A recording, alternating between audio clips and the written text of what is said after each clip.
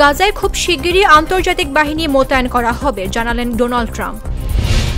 চীনের বহরে যুক্ত হল আরও এক বিমানবাহী রণতরী।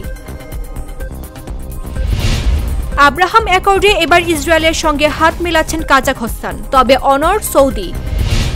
জুমার নামাজ চলাকালে ইন্দোনেশিয়ায় মসজিদে বিস্ফোরণ, আহত 54। যে কোনো সময় ন্যাটো ভূখণ্ডে হামলার সক্ষমতা রয়েছে রাশিয়ার, জার্মান জেনারেলের সতর্কবার্তা। আবারও ক্ষেপণাস্ত্র নিক্ষেপ করল উত্তর কোরিয়া।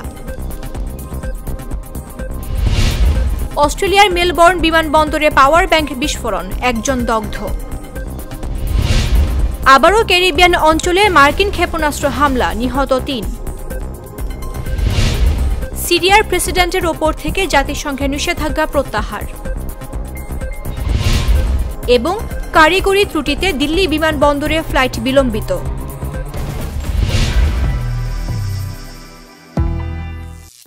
করিম চাচা, আপনার প্রিয় মানুষদের কখনো বিপদে ফেলতে চাইবেন না স্যার। তাহলে আমাদের বিপদে রাখা কি ঠিক হচ্ছে? এজন্যই বিজলি কেবলস সবচেয়ে ভালো ও নিরাপদ। ফ্লেম রিটার্ডেন্ট পিভিসি দিয়ে তৈরি বিজলি কেবলস, নিরাপদ আজীবন।